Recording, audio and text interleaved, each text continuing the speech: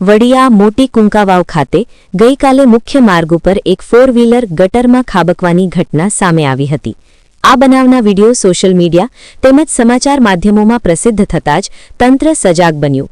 આ ઘટનાને અનુસંધાને આરએનબી વિભાગ તેમજ કુંકાવાવ ગ્રામ પંચાયતના સરપંચ શ્રી સંજય લાખાણીના સંકલનથી સમગ્ર રોડ અને ભૂગર્ભ ગટરનું કાર્ય તાત્કાલિક શરૂ કરવામાં આવ્યું છે। આ બાબતે રોડ પર આવેલા તમામ દુકાનદારો સાથે સંકલન કરી જૂના બસ સ્ટેન્ડ રોડને સુવિધાજનક અને મજબૂત બનાવવા માટે આયોજન હાથ ધરાયું છે। સ્થાનિકોના સહકારથી હવે આ માર્ગ સરસ અને સુરક્ષિત બનશે। અકસ્માત બાદ માત્ર 24 કલાકની અંદર સરપંચશ્રી દ્વારા કાર્ય શરૂ કરાવવામાં આવવું પ્રશંસનીય બાબત ગણાઈ રહી છે। રિપોર્ટર રાજુ કારિયા, વડિયા।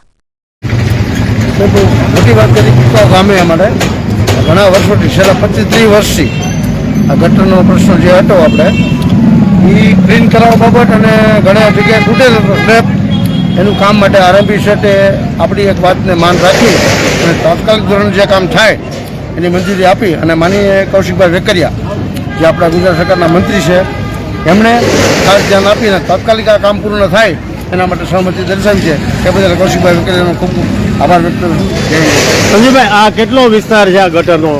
એ સાહેબ 500-600 ફૂટથી ઉપરનું કામ છે અને આ બસ સ્ટેન્ડ રોડ જ છે, કુંકાવનો મેઇન રોડ ઉપર જ છે, તો આ દુકાનોવાળાને હાલ તો બધી થોડી તકલીફ રહેશે ને? પણ દુકાનોવાળાએ એટલું કોર્પોરેશન કર્યું છે પંચાયતને, એક ખાલી વાત કહેવાથી છેલ્લા 2 કલાકની અંદર પણ પોતપોતા સ્વૈચ્છિક રીતે એમ પોતાના પતરા ખોલી અને પોતે સ્વૈચ્છિક રીતે બધા મંજૂર થઈ ગયા છે। પછી આ ગટરનું સોલ્યુશન શું થશે હવે? અને ઉપર આખો મોટો સ્લેબ આવી જાય અને આખી ગટર ક્લીન થઈ જાય, પેક થઈ જાય, રોડ ચોખ્ખો થઈ જાય।